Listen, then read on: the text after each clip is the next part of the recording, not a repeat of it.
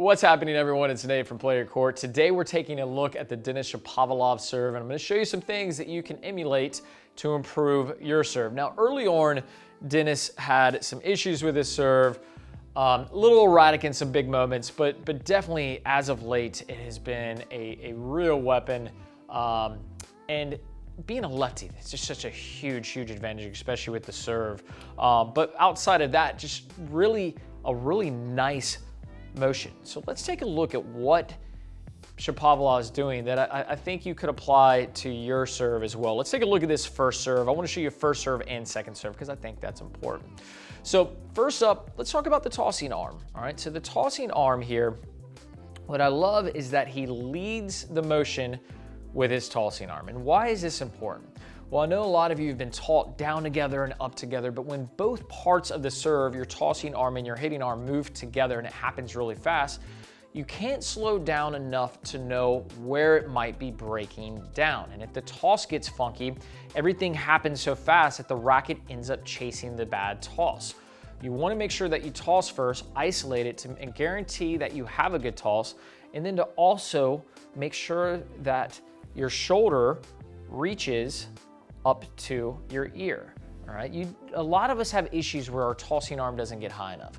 But if we get our shoulder up to our ear, what happens is we enter this shoulder and hip rear lateral tilt. I know I talk about this a lot, but these angles are really important. Now, you can see here, as Shapovalov works through his toss, it's almost like a big stretch across the chest. And this is something that you want to practice at home. When you go through your toss, practice on widening your chest, because the serve is a lot about the chest, your thoracic spine, definitely your obliques, and you want to feel this stretching to make sure that the appropriate coiling is happening. All right, so now here, Shapovalov has a huge lag. This is like the Pete Sampras, Feliciano Lopez type lag. And if you're not more advanced, the lag can be really difficult to time. Does it give you more power? It can, but it can also be really difficult to time. But what I like with Shapovalov's serve is that although he has a huge lag, as the racket climbs, you can see there's a rhythm to it. So as his knees start to bend, his racket then climbs up. All right, we can see that there. And the reason the arrow here is pointing forward, we've talked about this in other videos. If you think about getting your glutes out into a chair in front of you, your knee bend will operate appropriately. But here we can just see a nice rhythm, and you want this rhythm. You want the racket climbing appropriately in a cadence with the knee bend.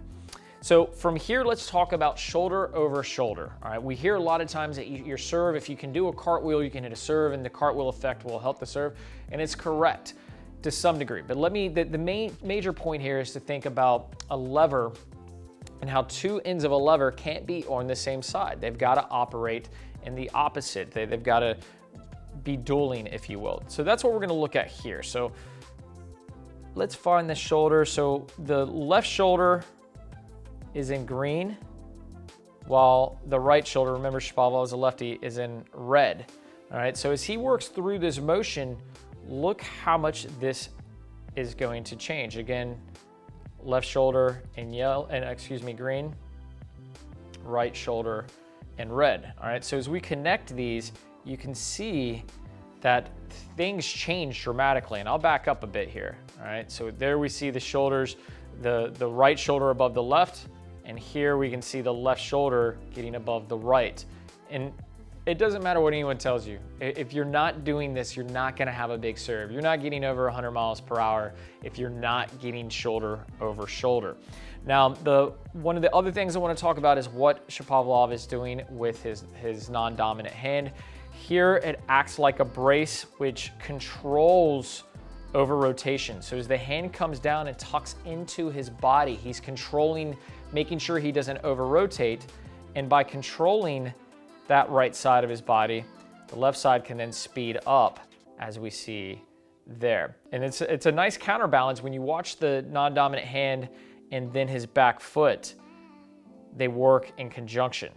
There we can see the counterbalance between the hand and the foot. Now, kicking your hand out like this, something we see Dominic Thiem and a few other players, so you don't have to kick it back, you can keep it, you can hold it back, but if you're having a hard time identifying what the hand is doing, or you feel like you're kind of falling off in a direction, you can practice this in order to improve your balance, get the hand back with you and the foot out, but not totally necessary. It's not something that I did, you know, when I was playing competitive. It wasn't something that I did. Something that I've played with recently and can be effective.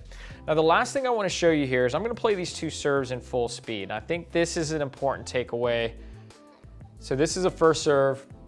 Shapovalov misses it. He's like, how far was it out? Like getting some feedback here, gets a little chuckle. Now the second serve looks the same, right? So the most important piece of your second serve is do not decelerate. Your first serve and second serve, the motion should look exactly the same. We should have the same amount of speed, racket head speed. The second serve, we just want more spin, whether it be top spin or slice. You're just gonna add more spin to it, but don't slow it down. And that's a big takeaway with all professional players. So if you want to give the Shapovalov serve a go, it's definitely got a big lag. Make sure you're focused on that shoulder over shoulder. And if you can be a lefty, because that helps too. Hope today's video helped. Hope you enjoyed it. If you did, hit that like button, share it with a friend, subscribe if you never want to miss a video. And we've left you a link to check out PlayYourCourt.com for absolutely free in the comments section. I'll see you next time.